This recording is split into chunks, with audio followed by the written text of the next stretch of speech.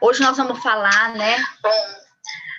Nós vamos falar como entender a ansiedade, como que a gente pode entender como cada tipo de eneagrama, cada tipo de personalidade, né, vive a ansiedade. Então, a gente sabe que cada pessoa é de um jeito e a gente não vive a ansiedade da mesma forma. Tem pessoas que se estressam com algumas coisas e outras pessoas se estressam com outra. Às vezes, coisas que para a gente, né, pode parecer passar despercebido, não nos afetar de uma certa forma, né, de nenhuma forma, para outras pessoas é muito impactante e a gente muitas vezes fica sem entender, né, e isso gera muitos conflitos entre as pessoas. Por que que fulano se estressa tanto com alguma coisa tão banal, né? E assim, cada pessoa, dependendo da personalidade, dependendo do modo da pessoa tem de ver o mundo, ela vai ser impactada, né, pelos acontecimentos do mundo de uma forma diferente.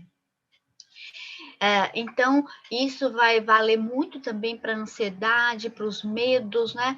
Cada um de nós teme coisas diferentes, então, coisas diferentes vão gerar em nós ansiedade. E eu vou falar sobre o ponto de vista do eneagrama. O eneagrama, né, para quem não conhece, é um mapa, né, psicoespiritual que descreve toda a população do mundo em 9 tipos de personalidades. Então, o Enneagrama considera que que toda a população, né, pode ser dividida em 9 personalidades diferentes. E cada tipo de personalidade vai ter uma visão para o mundo. Pensa, é como se a gente tivesse, né, uma sala, um cômodo, uma casa, né, redonda, com vários quartos, cada qual tendo uma janela, né, voltado para a rua. Então, se você olha por uma janela, você vai ter uma visão do mundo. Se você olha por outra janela, você vai ter outra visão do mundo. E é justamente isso, né? 9 tipos, 9 visões diferentes, 9 sentimentos diferentes e 9 comportamentos diferentes. Então, cada coisa vai nos estressar de forma diferente. E é sobre isso que nós vamos falar aqui hoje. Então, como cada pessoa, né, cada tipo de personalidade se estressa, né? E como que nós, psicólogos, né? Tem muitos psicólogos que me seguem, né? Como nós, psicólogos, podemos ajudar o nosso cliente a entender a sua visão, entender por que ele se estressa com determinadas coisas, enquanto os familiares, as pessoas próximas a ele não se estressam, parece que não ser impactada por aquelas coisas, né? E como que a gente pode ajudar também, né, o nosso cliente a lidar com essas coisas que o estressam tanto. Então, eu sou Lena Moreira, eu sou psicóloga em Fortaleza e eu tenho um curso de Enneagrama específico, né, voltado para psicólogos. Então, a ansiedade, né, ela é personalizada. A ansiedade não é, né, geral para todo mundo. Então, o que é ansiedade, né? A ansiedade é um mal-estar, né, que as pessoas sentem. É claro que varia de grau, né, para várias pessoas, e tem vários tipos de ansiedade. Se você tiver interesse em conhecer mais, né, os vários tipos de ansiedade, eu tenho uma aula que eu posso disponibilizar para você, depois você me pede por mensagem, por aqui mesmo, pelo YouTube, ou pelo Instagram, ou pelo WhatsApp, que eu posso te disponibilizar. Tem vários tipos de ansiedade, né? Desde aquela ansiedade generalizada, que são aquelas pessoas que se estressam por uma variedade de coisas, né? Tem o estresse, o transtorno de estresse pós-traumático, né? Que aquele estresse que advém depois de de algo muito forte que aconteceu para a pessoa, né? Um acidente, um assalto, alguma coisa. E a ansiedade, a gente pode dizer, né? O estresse de uma forma geral, porque a ansiedade, ela é muito derivada do estresse, né? Então, o estresse, ele pode ser um estresse de fundo, ou seja, aquele estresse pequeno e constante durante muito tempo, ou ele pode ser um pico de estresse muito grande, né? Que o estresse pós-traumático, que a gente fala, né? Que a gente tem um pico de estresse muito grande, que a pessoa não consegue lidar com aquilo e aquilo fica impregnado nela, né? Gerando uma ansiedade muito grande, né? E tem outros tipos de ansiedade também, como a síndrome do pânico, né? Que é aquele ataque, né? Em alguns momentos, que é aquela ansiedade muito forte, né? Que a pessoa sente que vai morrer, sente que perde o controle, até mesmo do seu próprio corpo, né? Que são as crises de ansiedade, né? E também tem o transtorno obsessivo compulsivo, né, o TOC, que é aquele transtorno que é devido aos pensamentos repetitivos, né, pensamentos que insistentes, né, que ficam vindo, e a pessoa tem o ímpeto de fazer alguma coisa para se livrar do pensamento, né? Então ela se obriga a ter algum comportamento, né, para diminuir esse pensamento, né? Na esperança que aquele pensamento diminua. Então, e tem também as fobias, né? Que são as fobias de uma forma geral, né? Que também geram a ansiedade. Principalmente quando as pessoas têm fobia de algumas coisas e elas são obrigadas a conviver com aquilo, né? No dia a dia. E é claro que cada personalidade, cada pessoa vai sentir essa ansiedade de uma determinada forma, de uma maneira diferente, né? E isso tem a ver como, né, a gente vê o mundo, como a gente sente o mundo. E como que a gente vê, né? A gente vê o mundo através de uma lente. Por isso que a gente diz que a gente não vê o mundo de uma forma generalizada, todo mundo do mesmo jeito, né? A gente a gente vê o mundo e a gente sente como se a gente tivesse uma lente. E essa lente vem, né, da nossa personalidade. Então, a gente vai ver que o Enneagrama, ele considera que existem 9 lentes diferentes.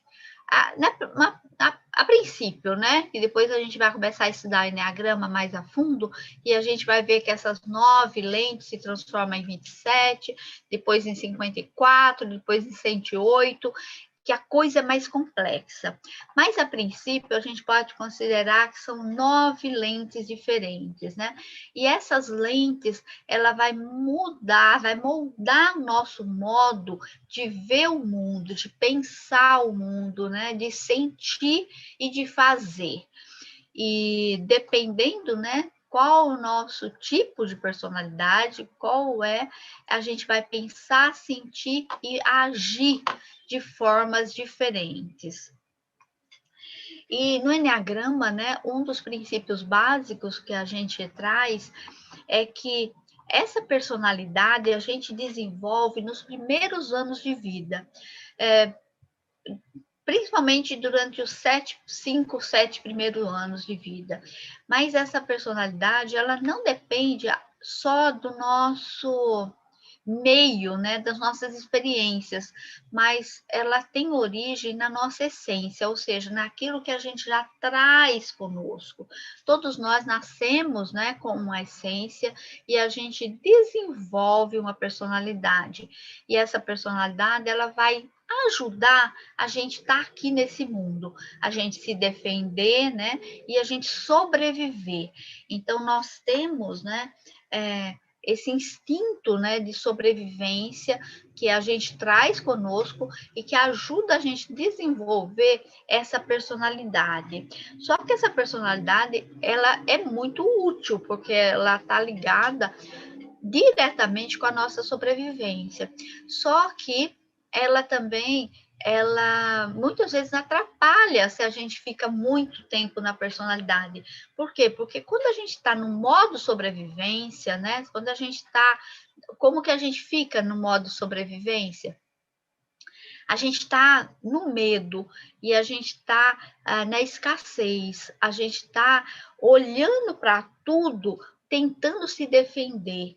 Então, a gente não tem espaço para crescer em termos de sabedoria, em termos de conhecimento, em termos de desenvolvimento. Isso a gente vai alcançar quando a gente consegue, né, minimizar essa personalidade, quando a gente consegue sentir, né, que a nossa sobrevivência está garantida. Se você se lembra, né, da pirâmide de Maslow, a gente só vai, né, para as instâncias mais altas da pirâmide quando a nossa base, né, está garantida. Então, nós precisamos ter, né, a nossa sobrevivência garantida. E a sobrevivência, ela está relacionada com comida, com casa, com segurança. Então, na personalidade, é dessas coisas que a gente vai cuidar, né? Que a gente vai estar voltado para cuidar disso, né? E enquanto que na essência a gente tem mais voltado para o nosso desenvolvimento, né? A gente tem a nossa mente superior, que a gente chama também de sábio interno, né? Que é aquele ser que está dentro de nós, que todos nós temos dentro de nós, que está voltado para o nosso desenvolvimento, para o nosso crescimento, para a compaixão, para a amorosidade. Enquanto que na personalidade é mais um papel do crítico, é aquele que está sempre, né, buscando a sobrevivência, buscando corrigir, buscando acertar, está no julgamento, né? Então, são os dois modos da nossa mente atuar. Então, ela pode atuar como nossa amiga, né? Trazendo amorosidade, trazendo compaixão, trazendo desenvolvimento, mas também ela pode se tornar nossa inimiga quando ela ficar presa na sobrevivência. A sobrevivência é importante, só que não precisa a gente estar só na sobrevivência, né?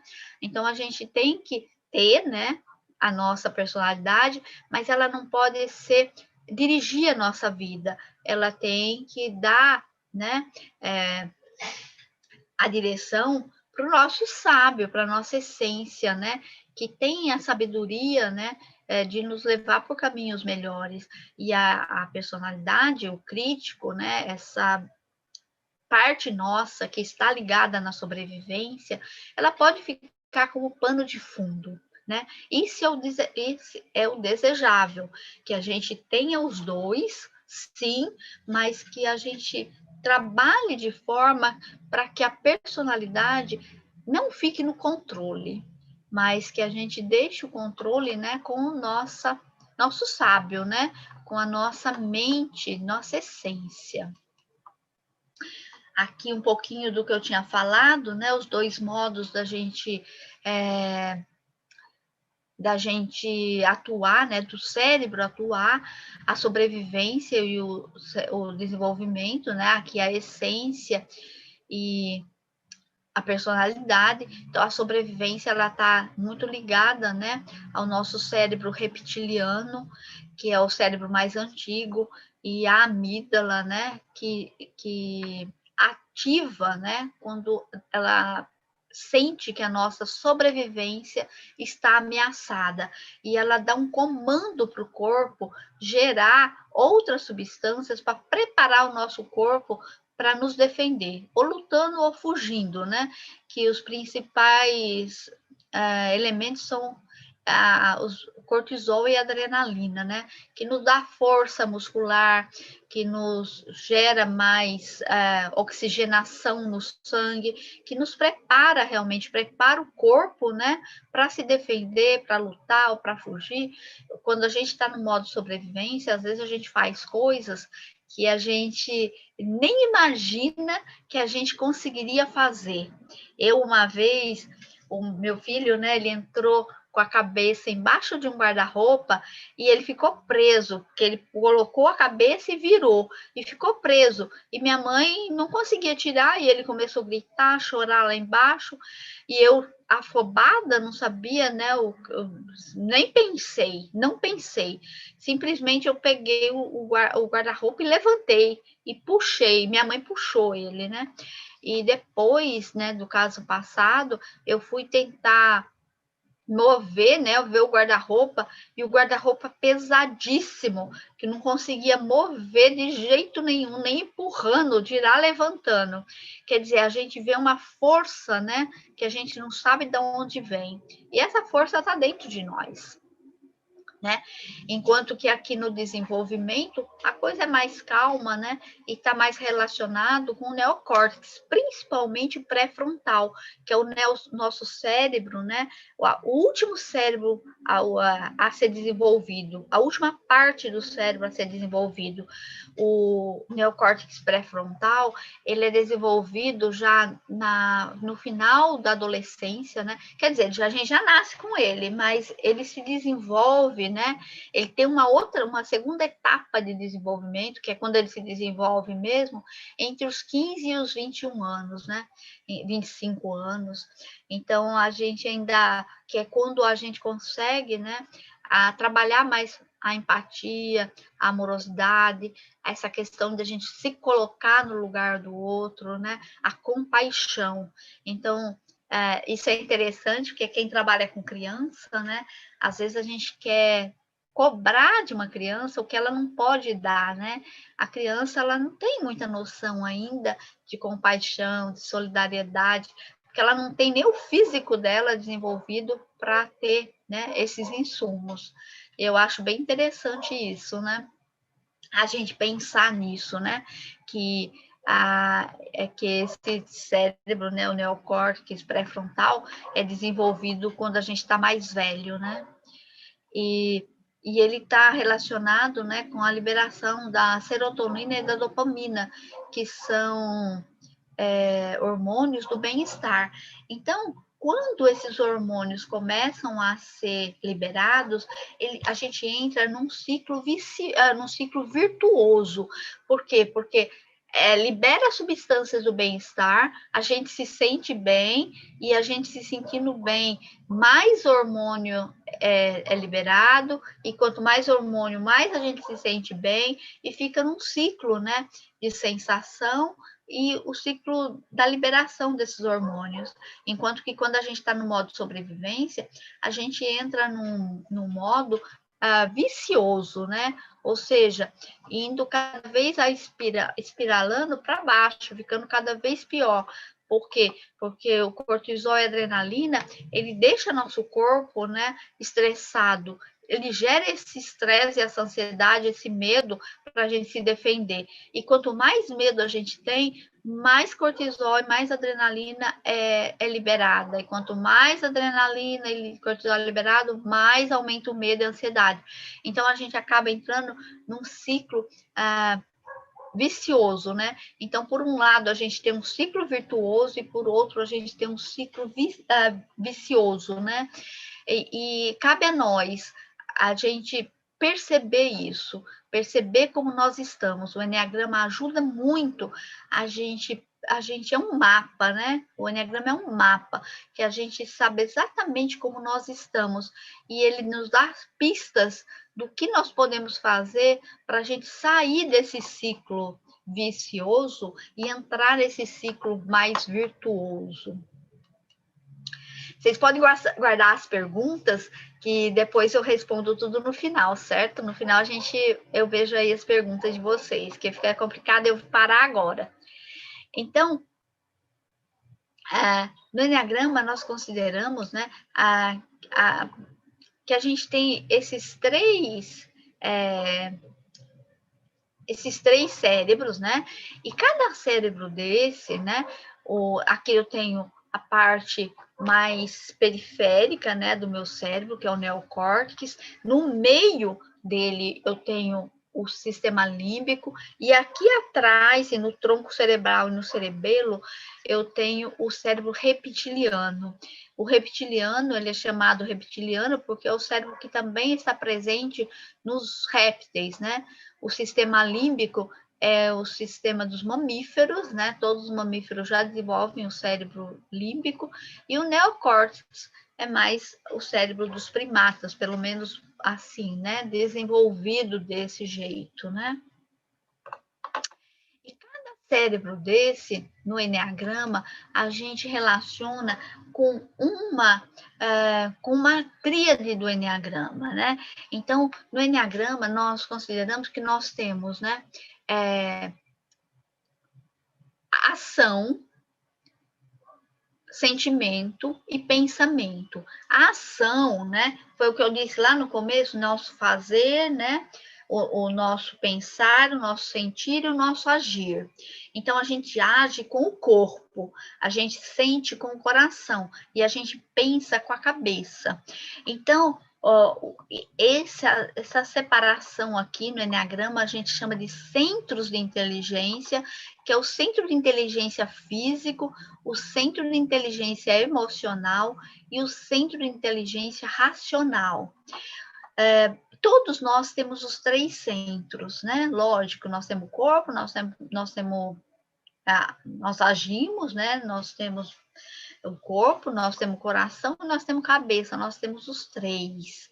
Só que algumas pessoas são mais dirigidas pelo corpo, algumas pessoas são mais dirigidas pelo coração, ou seja, pelo sentimento, e algumas pessoas são mais dirigidas pelo pensamento.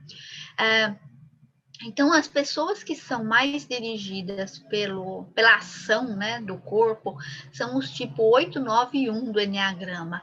E a necessidade que esses tipos têm é de autonomia. Então, autonomia no sentido de independência, né, de fazer as coisas por si mesmo, de não ser tão afetado pelo mundo, né? Então, os tipo 8, 9 e 1, o que eles buscam é se defender, né? Ter essa autonomia sem ter tanta influência do mundo externo. E a gente vai ver que cada um desses tipos age de uma certa forma para manter essa autonomia que é uma autonomia do corpo, né? Que é uma autonomia, um limite físico, não deixar ser invadido, né? Influenciado pelas coisas externas. Na tríade, né, do coração, ou seja, aqui no centro de inteligência emocional, nós temos os tipos 2, 3 e 4. E aqui, o que essa tríade busca é aceitação, é ser amado, é ser aceito, né, pelas pessoas. E a tríade racional, que é do pensamento, nós temos os tipos 5, 6 e 7. E o que eles buscam são segurança. Então, cada uma dessas tríades, ela tem uma emoção, né, base que elas expressam. A tríade física expressa a raiva, a tríade do coração, né, a tríade emocional, ela tem a emoção básica dela aqui, é a inveja e a tristeza. E a tríade do racional, né, é o medo. Então, a partir dessas três necessidades básicas, então, que todo ser humano tem, né? Nós temos necessidade de autonomia, ou seja, de andarmos com as nossas próprias pernas, de cuidarmos de nós. Nós temos necessidade de amor e afeição, e nós temos necessidade de segurança. Então, cada um de nós temos essas três necessidades, mas nós temos mais uma do que outras. E são 9 tipos de personalidade que tem 3 tipos, né? aqui da autonomia, 3 da aceitação e 3 da segurança, formando os 9 tipos. Então, os 9 tipos de personalidade. O que busca cada um desses tipos, né? Então, começando aqui pelo tipo 8, né? O tipo 891, que são os tipos da autonomia, né? Que buscam autonomia, que são o tipo do centro físico, que eles... o centro do corpo, né? Que eles prezam pelo limite, né? Por manter, por defender, né? O seu limite corporal. Então, como que o tipo 8 faz isso? O tipo 8 faz isso colocando a energia dele para fora. Então, é como se ele empurrasse o mundo. Ele faz isso de uma forma controladora. Então, o tipo 8, ele controla o que vem de fora. Então, ele controla o que vem de fora, né? Ele controla para que isso não o atinja, né? Então, ele está sempre assim, ele se defende, né? Ele se defende muitas vezes atacando. É um tipo muito forte, né? Que para ele é muito importante o poder e o controle. A crença dele é que se ele não controlar, ele é controlado. Então, ele defende a autonomia dele, né? Controlando os outros. Enquanto que o tipo 1, ele é o tipo que é chamado, né? Considerado o tipo mais perfeccionista do Enneagrama, né? E ele defende a autonomia dele, controlando o mundo interno. Então, como que ele faz isso? Ele sente, mas ele não extravasa, né? Ele segura o que ele sente, por medo de colocar isso fora e parecer mal. Então, enquanto que a gente, lembrando, né, que nessa tríade a emoção básica dessa tríade é a raiva. Então, enquanto que o 8 joga a raiva dele para fora, né, controlando, né, o outro, né, para mim comigo você não faz isso, a mim você não fere, a mim você não controla.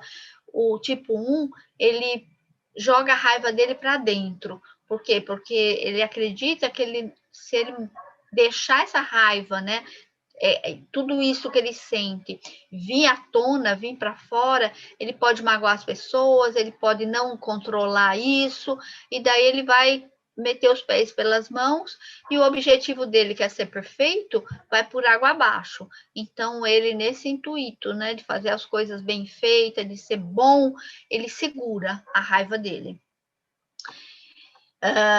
Então, são 2 tipos, assim, bem, né, antagônicos. E o tipo 9, ele está aqui no meio, né, desses 2. Ele é o centro aqui da tríade do centro prático, né? E o que ele busca, né, o tipo 9, é a harmonia. E aqui a gente fala que ele é esquivo, porque ele foge dos conflitos, então ele busca a harmonia. Então, como que ele faz isso?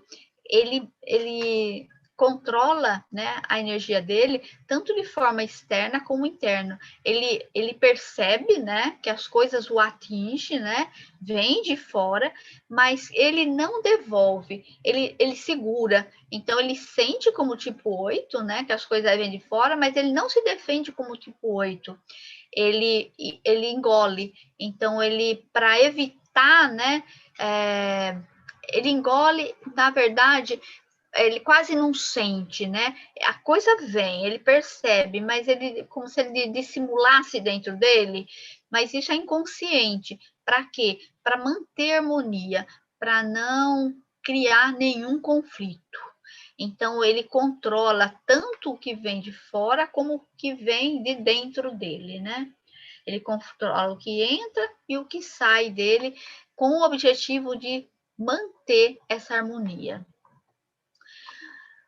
O tipo 2, 3 e 4, que são os tipos do centro emocional, né? O objetivo deles aqui é ser amado, se conectar com o outro, né?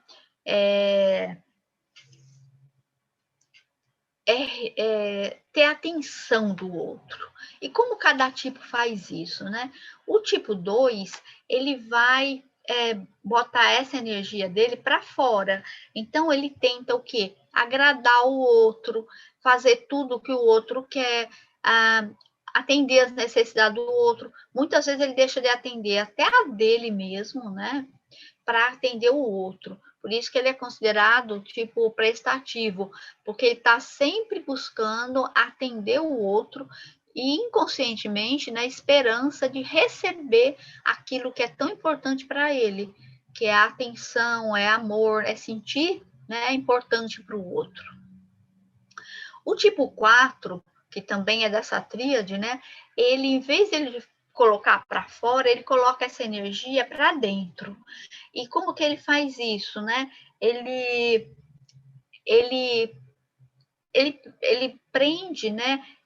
Ele dá importância àquilo que ele é, à sua identidade. Então, ele tenta manter a sua identidade, né? Ele mantém esse mundo interno dele. E ele acredita que se ele mantendo esse mundo interno dele, né, ele vai ter a atenção do outro.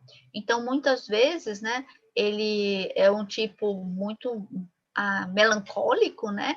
Ele se faz muito de vítima, que, né, ele quer o amor, mas ele se fecha, muitas vezes ele se retira, é um tipo que se retira muito fácil das coisas e que se coloca no papel de vítima, eu não recebo, mas ele se retira. Então, ele não recebe, né? Muitas vezes não é porque o outro não dá, é porque ele se retira. Por exemplo, se ele está num relacionamento e ele desconfia que ele vai ser abandonado, ele já abandona antes de ser abandonado. Então, ele se retira muito das coisas. E isso faz com que ele tenha esse papel de vítima, né? Que ele acredita que o outro vai vir atrás dele, né? Vai receber atenção, né? Ele se fechando, ele estando mais perto dele. Mais ensimesmado, né? E o tipo 3, que é o tipo que fica aqui no centro, né, da tríade emocional, ele tem tanto essa energia que vai para fora, como essa energia que vem para dentro.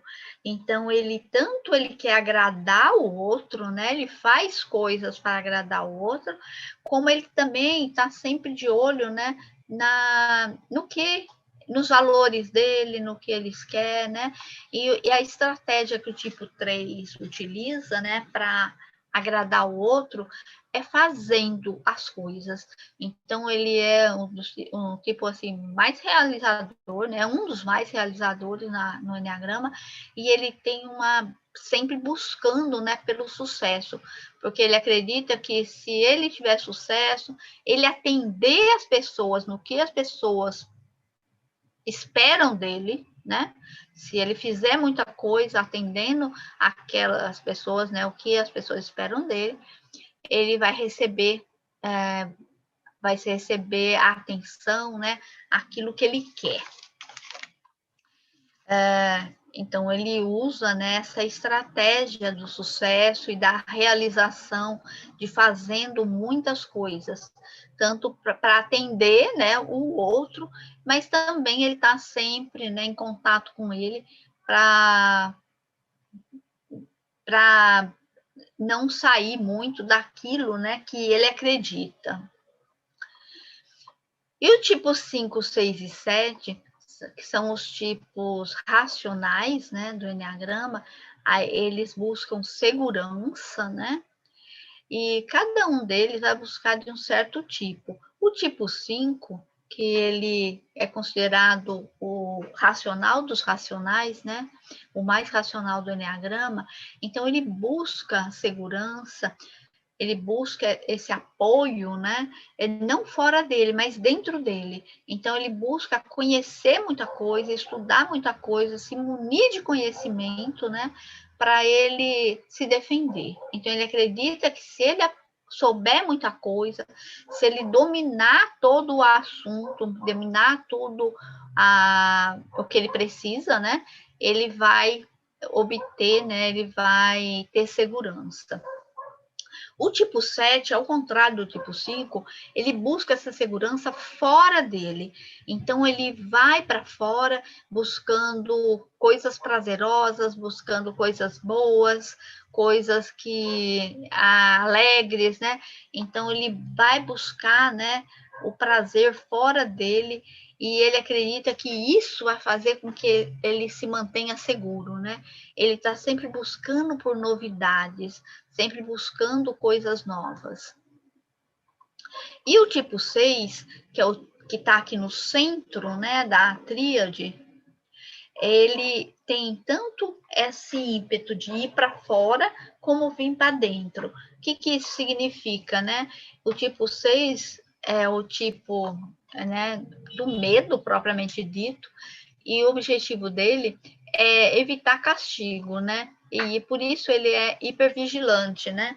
E ele tem a tendência, né, quando ele vai ficando, né, com medo, vai ficando muito ansioso, muito ansioso, muito ansioso, ele tem o impulso de ir para fora para buscar saciar essa necessidade, né, de diminuir essa ansiedade, né? Então ele vai para fora tentando descarregar, né, se livrar dessa ansiedade que ele sente. Só que quando ele vai para fora, ele sente muito medo. Por quê? Porque ele é hipervigilante. Então, tudo, né? Ele vê medo, ele vê perigo o entorno dele, em todo lugar. Então, é o tipo que fica fazendo, né? Cenários, imaginando o perigo que tem em todas as coisas. Então, quando ele vai para fora e começa a sentir medo de tudo, ele volta, né? Ele se recolhe. Então ele fica nesse vai e vem. Ele se recolhe, mas quando ele fica com ele mesmo, né? Vai para dentro, ele fica com muita ansiedade e nessa ansiedade ele vai para fora e volta, né? Fica nesse efeito elástico. Então aqui a gente observou, né, que tem cada um esses tipos centrais, né? Eles têm essa energia tanto para fora como para dentro, e os seus vizinhos, um tem a energia voltada para fora e o outro tem a energia voltada para dentro, né? E isso faz com que cada tipo tenha que tenham características diferentes, mesmo que eu tenha aqui, né, o mesmo centro, né, que buscam a mesma coisa, tem a mesma emoção básica, só que como eles lidam com essa emoção básica, né, com essa energia gerada pela emoção básica é diferente. Então, isso vai dar características diferentes. Por isso que nós temos os 9 tipos. E fazendo um resumo aqui para vocês, né? Então, nós temos aqui os 9 tipos, né? E as características básicas de cada um. É legal, se você que está me assistindo, você ir observando, né? Eu sei que é muito pouco, a gente não pode se definir por um tipo ou outro só com uma lista, né, de características. Eu acho que a gente se caracterizar, né, se encontrar nessa tipologia do Enneagrama, você tem que fazer mais, é uma coisa um pouco mais profunda, você tem que vivenciar, você tem que sentir, você tem que se observar, é muito mais profundo do que só ler e fazer um trabalho racional, né, de 1 hora aqui, e, tá, eu me identifico. É um pouquinho mais profundo. Mas, assim, de qualquer forma, você pode se observando, né? Então, o tipo 8, ele é muito competitivo, ele é confrontador, ele tem uma comunicação direta. Então, a gente viu que ele tem força, né? Poder. Então, as características dele, ele valoriza o poder, o controle, né? E essas são as características dele. Aquele tipo que vai buscar o que ele quer e não deixa, né, não admite, né, que ninguém diga para ele o que ele fazer. Então, ele confronta, né, as pessoas. O tipo 9 é o tipo pacificador, ele busca harmonia, busca paz, então ele foge dos conflitos. é o tipo que ele prefere, né, não fazer as coisas que ele quer fazer para não ter conflito. Então, muitas vezes ele abre mão das coisas que ele tem que fazer, né, que ele gostaria de fazer, para não entrar em conflito com outras pessoas. E muitas vezes ele abdica das coisas dele para fazer as coisas dos outros. O tipo 1, né, que é o tipo do perfeccionismo, né? Ele é pontual, ele é metódico, ele segue regras. Então, ele é um tipo, assim, que faz as coisas, acredita que tem um jeito certo de fazer as coisas, e que ele sabe, e que ele faz as coisas certas. O tipo 2, né? Que é considerado o ajudante do Enneagrama. Então, ele se volta para o outro. Então, o que ele deseja, na verdade, é ser amado, é ser atendido nessa necessidade que ele tem de atenção, de amor, de carinho, mas ele se volta para ajudar o outro na esperança dele obter aquilo. Então, ele sempre está buscando ajudar, agradar, né? E muitas vezes ele deixa, né, de atender às próprias necessidades, muitas vezes ele nem percebe a necessidade dele para buscar atender a necessidade dos outros. Ele é muito assim, né? Uma analogia com o tipo 9,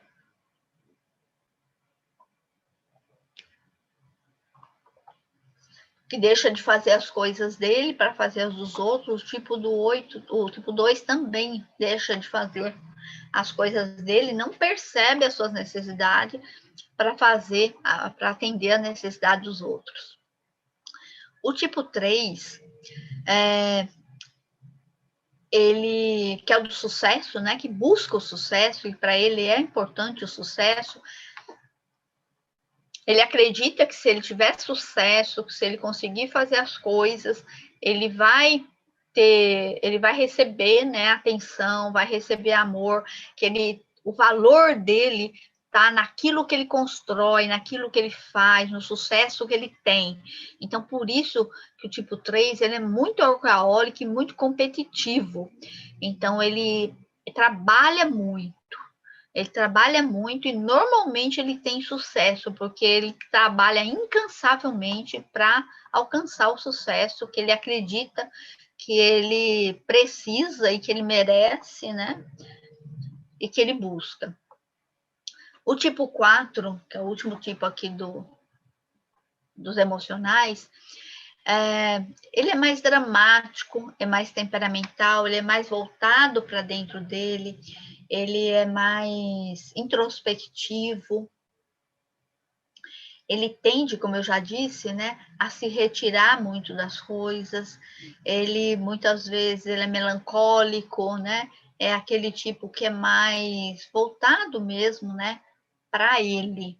E ele tem um senso de identidade muito forte, ele quer ser diferente, né? Ele não gosta das coisas iguais, ele não gosta de fazer as coisas iguais, ele quer ser, né? Ele quer mostrar a diferença, ele quer fazer o diferente. Ele quer criar as coisas, ele quer ser original nas coisas que ele faz. Então, para ele é muito mais importante criar, né, do que simplesmente colocar uma coisa que já existe, né, modificar, inovar. Para ele, a criação é mais importante do que a inovação.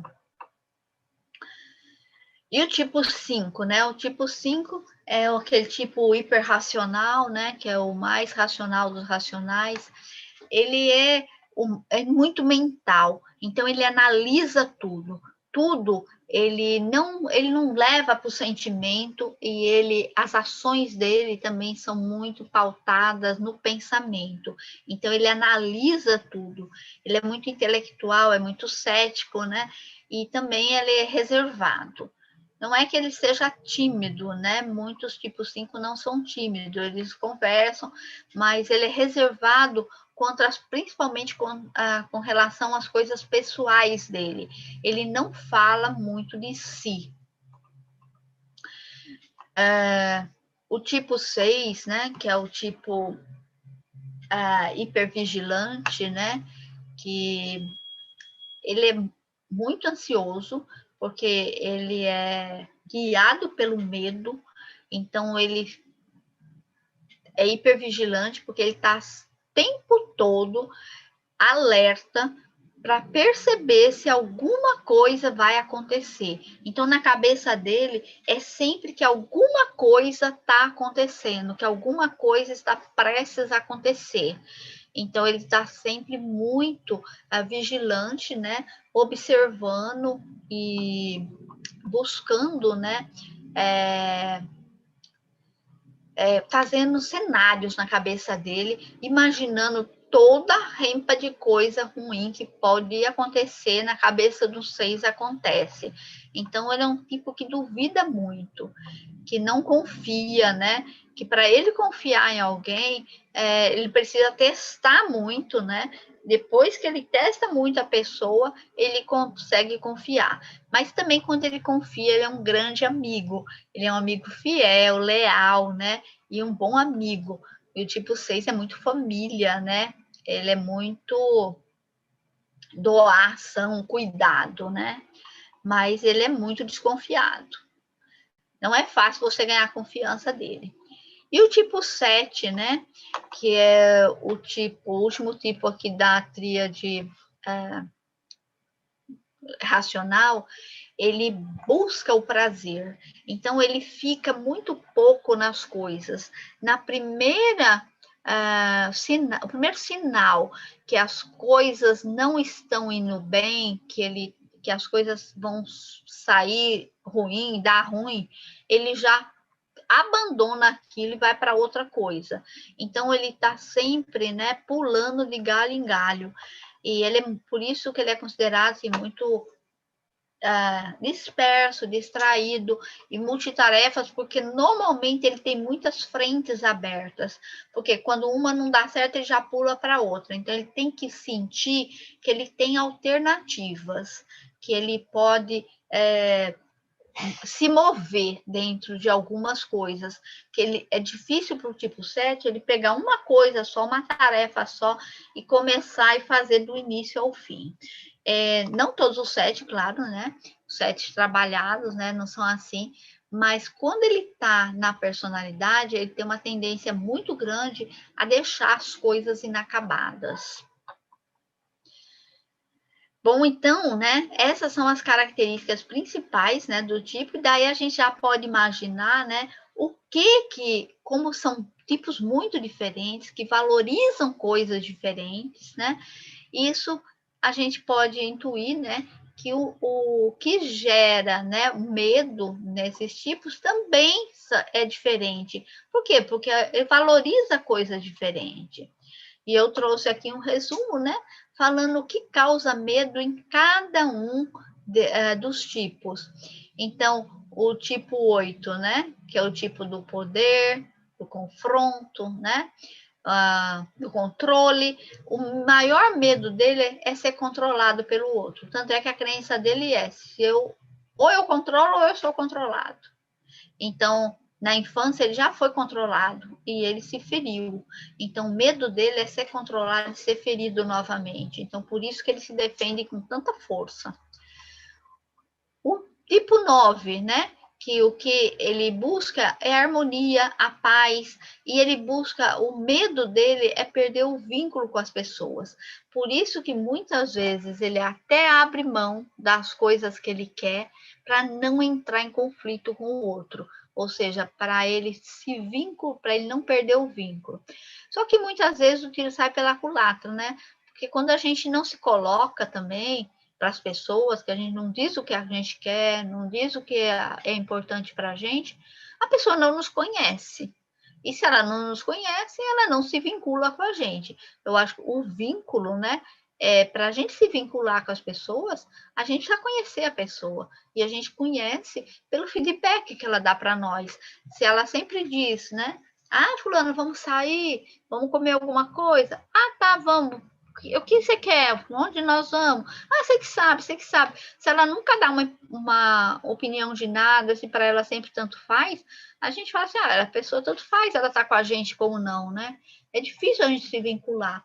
Então, isso é o problema da personalidade, porque a personalidade, aquilo que ela mais defende, é aquilo que muitas vezes o tiro sai pela culatra e acaba, né, sendo ferida justamente naquilo que ela mais temia. O tipo 1, né? O tipo 1, que é do perfeccionismo, né? Então, o medo dele é de errar e de ser mal. Então, é claro que o que vai deixar, né, o tipo 1 ansioso é a possibilidade, né, de ter erro, ou dele errar, principalmente dele errar, de ter alguma coisa errado, né? E aqui o tipo 9, como ele tem medo de perder o vínculo, né? O que vai deixar ele ansioso é a expectativa de um conflito, né?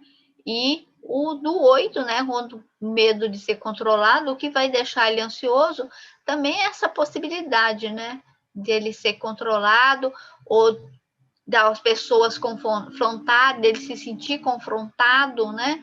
Então, quando ele se sente confrontado, ele já se arma, né? Ele já fica ansioso e ele já vai para o embate. Então, o tipo 2, né? O tipo 2, o maior medo dele é desagradar. Por quê? Porque ele busca, né? Sempre servir o outro, agradar, ser útil, né? E ele tem medo de que as pessoas não gostam dele. Então, o maior medo dele é fazer algo que magoe as pessoas, que desagrade. E vocês veem como é diferente, né? Aqui, como o tipo 2, né? O maior medo dele, o que vai causar ansiedade para ele, é essa possibilidade dele estar ali com uma pessoa e a pessoa não tá se agradando dele, das coisas que ele faz. Isso deixa o tipo 2 ansioso, né? E você vê como é diferente, né? O tipo 9, né? Ou o tipo 1, possivelmente não ia se. Isso não ia deixar o tipo 1 ansioso, né? Uma pessoa não está gostando dele, né? Não está se agradando das coisas que ele está fazendo. Então, a gente vê aqui, né? Como que é importante a gente se conhecer, porque a gente se conhecendo, a gente sabe o que mais gera o nosso medo, o que mais gera ansiedade em nós. E quando a gente se conhece, né, a gente pode trabalhar para diminuir isso. Então, tipo 3, o medo dele é não ter valor, né? O valor dele vem pelo sucesso, vem pelo que ele faz, né? Então, o que gera ansiedade aqui no tipo 3 é a possibilidade que ele tem de não ter sucesso, não ser efetivo, não ter eficácia nas coisas que ele faz. O tipo 4 é o medo de não ter identidade, né?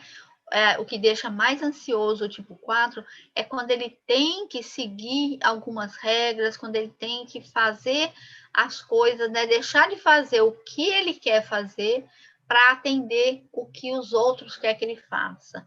Então isso deixa, né, o tipo 4 muito ansioso, porque é como se ele perdesse aquilo que é mais precioso para ele, que é fazer as coisas, né, de acordo com os seus valores, né, de ser diferente, de ser original, de não fazer as coisas que o outro espera, né.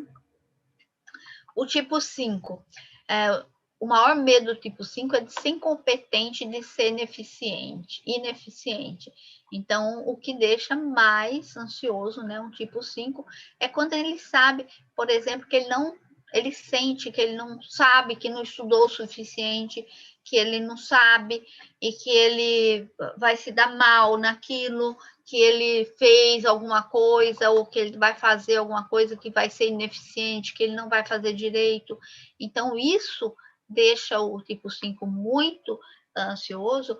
Por quê? Porque o valor dele está nisso, né? O valor dele está na eficiência, está na competência, ele valoriza muito aquilo que ele sabe intelectualmente. Então, quando aquilo é posto em xeque, é como se a pessoa ficasse sem nada. O tipo 6, o maior medo dele é não contar com apoio ou orientação, né, externa, porque o tipo 6 é o tipo do medo, que é o tipo hipervigilante, né, que ele busca sempre, ele busca apoio fora dele, né? Então, ele sente muito medo, ele sente essa ansiedade e ele vai fazer. Só que quando ele vai fazer, ele sente muito, a ansiedade aumenta, né? Quando ele vai, que ele sente medo.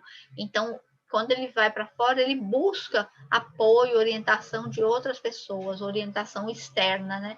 Então, quando ele sente que ele não pode contar, que não existe, né, essa orientação, esse apoio externo, isso gera muita ansiedade para o tipo 6. Ele é muito indeciso. Então, para ele decidir, é importante que tenha uma segunda opinião, uma terceira opinião, para que ele não arque sozinho com aquilo. E o tipo 7, o medo maior dele é de sofrer dor ou privação.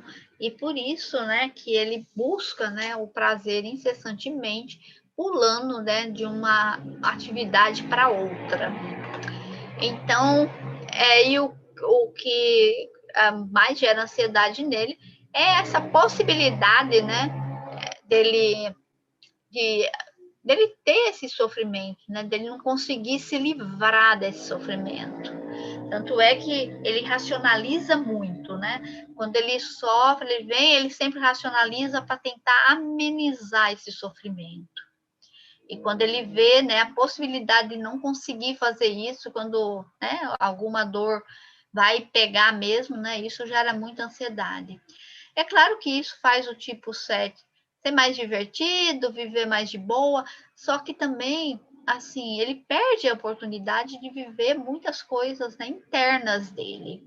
No curso de Enneagrama, a gente vê, né, quais o preço, né, que cada tipo paga por estar, né, por estar seguindo essa personalidade. Então, qual o caminho, né? O caminho é que nossa personalidade vai existir, enquanto a gente estiver vivo, ela vai existir, só que a gente busca minimizar. E esse, né, é o trabalho mais importante do Enneagrama, tentar minimizar, flexibilizar, né, a personalidade e assim deixar, né, a essência aparecer. Então, a essência está lá, a essência não acontece nada com ela. Nós nascemos com ela e ela nos pertence, está dentro de nós. Só que a gente vai criando tantas camadas, né, da personalidade fora, né, que encobre essa essência, que a gente chega um momento que muitas vezes a gente está tanto na personalidade, tanto no medo, tanto no sofrimento, que a gente se esquece completamente da nossa essência e a gente não consegue vivenciar, né, desenvolver nossas virtudes. Então, o que a gente faz, né, com o trabalho do Enneagrama é flexibilizar essa personalidade, é diminuir essa personalidade, né? Não precisa de tanto. Tem hora que a gente está seguro, que a gente não precisa ficar vigilante, que a gente pode descansar, pode relaxar. E isso faz com que a essência venha mais à tona. Então, no caso aqui da ansiedade, né? Como que a gente pode trabalhar os nossos medos e a nossa ansiedade? Então, uma das formas é nos conhecendo, né? Conhecer é poder. Então, quando a gente conhece a nossa personalidade, conhece o nosso modo de funcionar, conhece aquilo que nos deixa ansioso, aquilo que nos causa, né, que nos faz sentir mais medo, né? A gente tem possibilidade de sair disso.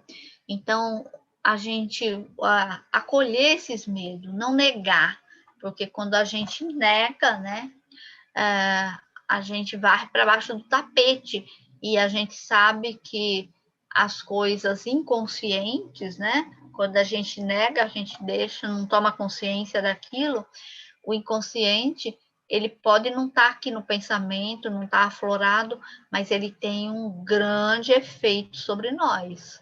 Então, quanto mais a gente traz as coisas para a consciência e mais a gente trabalha, menos efeito, né, sobre nós aquilo tem. O Jung já dizia isso, né? Então, quando a gente começa a conhecer nossa personalidade, eu sou tipo 2, eu sou tipo 4. Então, meu modo de agir, meu modo de ver o mundo, porque o Enneagrama é um mapa. Uma vez que a gente consegue se localizar ali dentro da mandala, ele te dá várias informações. Daí você pode perceber, né? Como que aquele modo de funcionar, né? Aqueles medos, eles afetam o nosso pensamento, nosso sentimento, né? O nosso comportamento. Tem pensamento duas vezes aqui, é comportamento, né?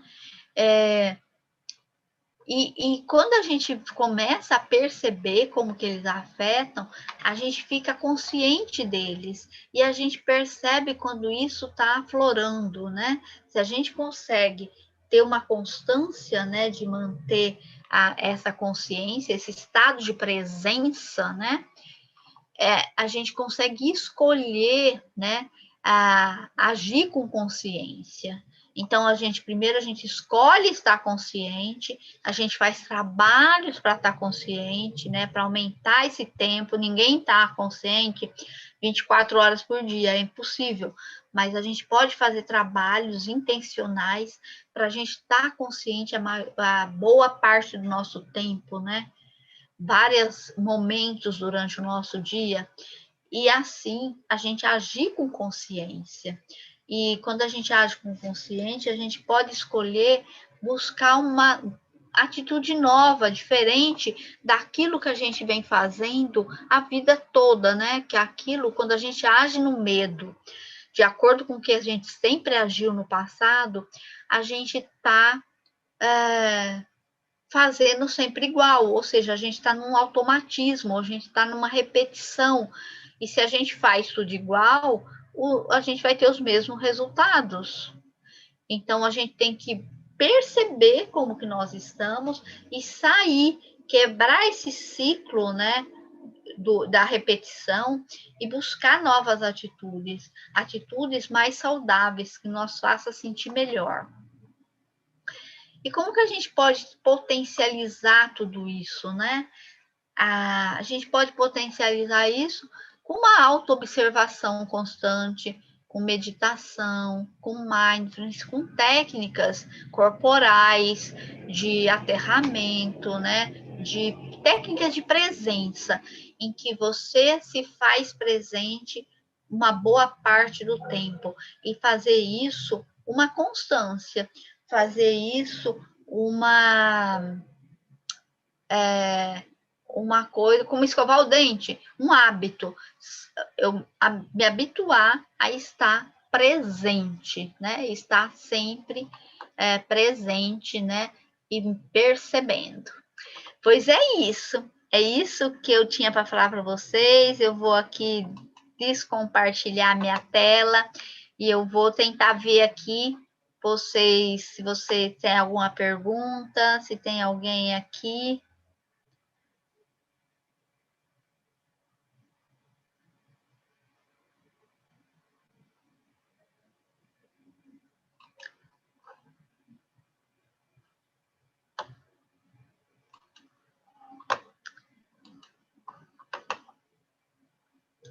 Oi, Ângela, boa noite, Norma, boa noite, Martônio, boa noite, Francisco.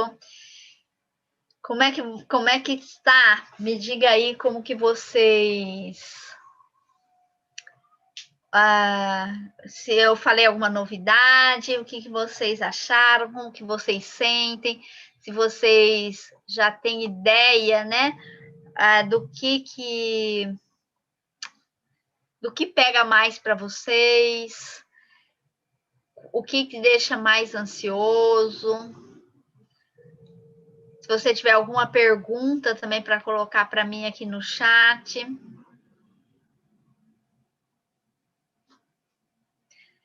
Eu estou aqui agora só, né, para ver se alguém tem alguma pergunta. E eu quero agradecer. Obrigada, Martônio. No começo foi uma confusão, eu ainda estou me adaptando em utilizar, porque eu estou utilizando o YouTube, o Zoom e o programa dos slides, né? O Canvas. Daí, às vezes, eu me confundo, mas aos poucos a gente vai aprendendo aqui, né? Domar essa tecnologia. Mas é isso, eu agradeço muito a presença de vocês. Se vocês tiverem alguma pergunta, eu vou deixar salvo aqui essa live, essa aula lá no YouTube. Obrigada, Norma, muito esclarecedora. Eu prefiro fazer as aulas, eu vim fazer no YouTube, mas eu prefiro fazer no Zoom, porque eu gosto mais de ver a carinha de vocês. Na próxima semana, a gente vai fazer no Zoom, certo? Daí eu passo para vocês o link lá no grupo do WhatsApp. Se alguém de vocês não tiver no grupo do WhatsApp, vocês mandam um oi para mim e eu adiciono vocês. Eu vou colocar meu telefone aqui, meu WhatsApp. Meu WhatsApp é esse aqui que eu coloquei na tela. Se você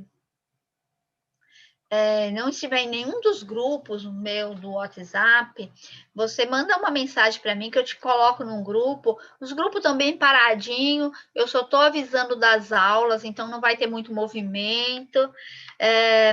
E na próxima vez eu vou fazer no YouTube, no Zoom. Eu prefiro ver a carinha de vocês e a gente conversar. O Francisco está perguntando: dê exemplo de comportamento, pensamentos e sentimentos, bons e ruins. Francisco, não é que os pensamentos, sentimentos e comportamentos sejam bons ou ruins. Acho que, assim, esse é um julgamento, né? Então, a gente não julga o que é bom, o que é ruim. O que a gente faz é assim, o que é saudável para mim e o que não é saudável, né? Quando a gente está na personalidade, todos os tipos da personalidade, a gente está muito na subsistência, ou seja, a gente está muito na defensiva. E quando a gente está na defensiva, todos os nossos pensamentos são de medo e os nossos sentimentos também. Então a gente pensa como que a gente se defende. Então a gente fica muito na defensividade, né? É um sentimento de medo, um pensamento de como que eu vou me defender, como que eu vou e o comportamento acaba seguindo, né, o pensamento e o sentimento. A gente vai se portar, né? A gente vai agir muitas vezes na defensiva. Às vezes uma pessoa diz uma coisa para a gente e às vezes ela nem está querendo, né, nos atingir, não. Às vezes ela está falando mais dela, às vezes ela está falando de coisas que ela acredita, só que se a gente estiver na defensiva, aquilo vai entrar de cheio para nós. E daí a gente vai, né? Como nós estamos na defensiva, a gente vai ter um sentimento negativo, um sentimento de raiva, um sentimento de rancor com essa pessoa, e às vezes a gente é até rude com ela. E depois a pessoa fica até surpresa, nossa, o que foi isso, né? Eu não queria ofender. Né? Então, é nesse sentido, não é que seja um sentimento bom ou ruim, é que às vezes eles não são saudáveis para nós. Quer dizer, quando a gente está, né, na defensiva, eles não são saudáveis. Por quê? Porque tudo a gente olha com esse viés, né, do perigo, da defensividade. né? E uma das coisas para a gente estar no nosso melhor, né? Que a gente está mais livre, né? Sair desse estado de sobrevivência. Por quê? Porque o estado de sobrevivência, ele requer muita energia. Então, a gente gasta muita energia, né?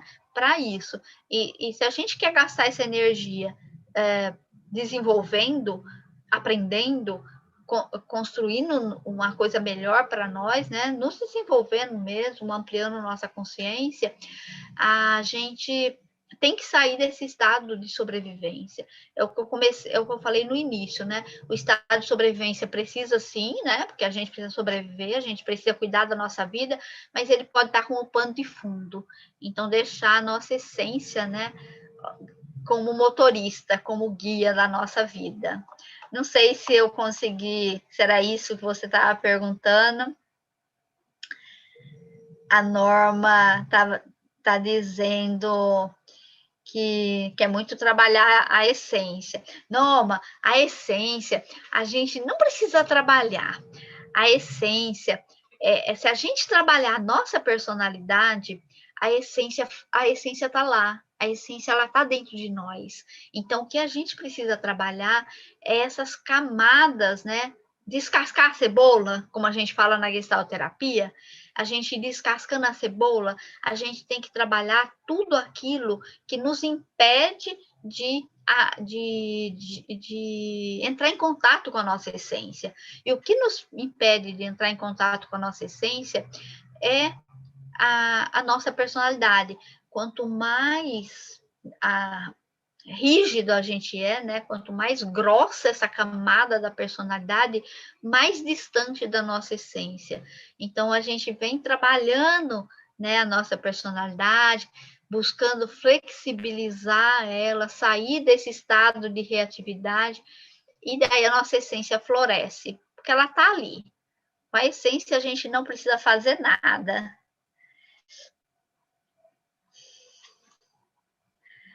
Ah, sim. Minha surpresa é ter um sabotador, ser uma hiperrealizadora. Tu é tipo 3, Norma?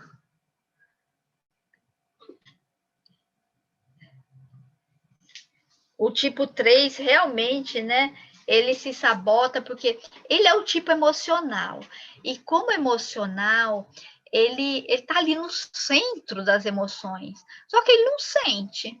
O tipo 3, ele tá muito mais voltado, né? Ele tá lá no 9, que ele tá muito mais voltado para a prática, né? Ele faz muita coisa e ele não sente.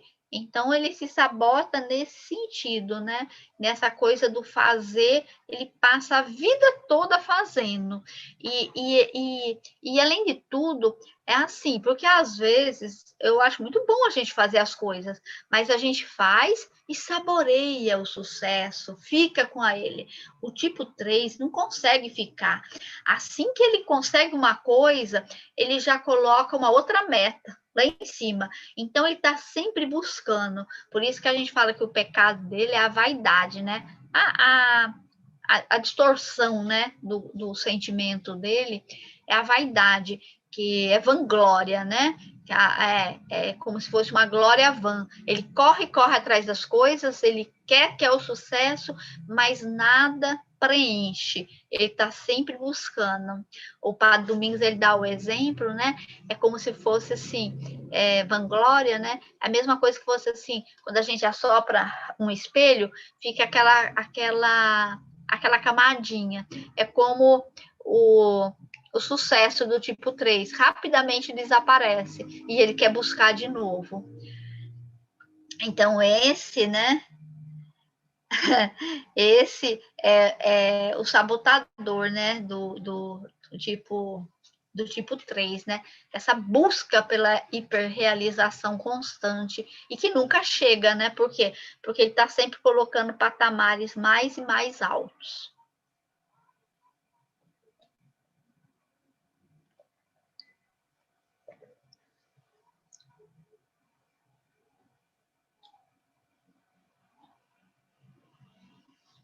Ah, eu tinha entendido que você estava falando que era tipo 3, porque você falou da hiperrealização. É tipo 8. Você fez as etapas, você fez algum curso ou você se descobriu por um teste?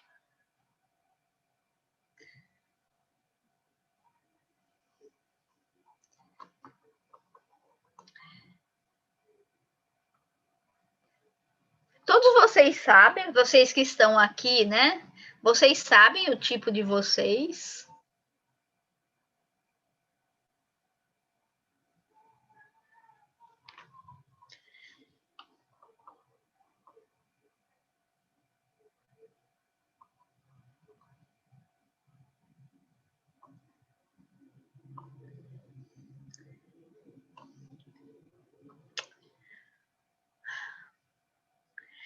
Pois é isso. Se ninguém tem mais nenhuma pergunta, eu agradeço muito vocês pela presença de vocês estarem aqui na aula. Me desculpe aí o início, né, da aula, meio transtornada, mas a gente, da próxima vez, espero que seja melhor. Ah, você fez as 3 etapas. Você é daqui de Fortaleza, Norma? Você fez aqui com o Padre Domingos? Porque eu não sei quem mais dá assim nesse esquema, né, das 3 etapas. Porque tem pessoas que trabalham assim de forma diferente, né?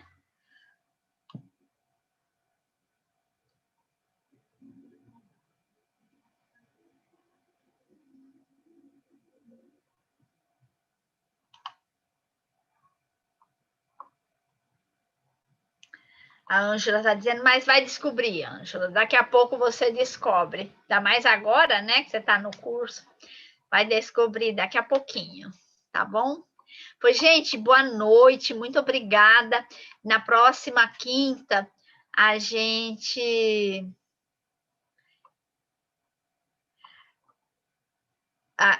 faz a aula, né? Eu vou pensar, mas ela vai fazer a aula no Zoom, tá certo? Que assim eu vejo vocês, vejo a carinha de vocês. Então, se programe aí, na próxima quinta nós estaremos aqui novamente. Tá bom? Um beijo, um abraço e até mais, tá bom? Tchau, muito obrigada por vocês estarem comigo.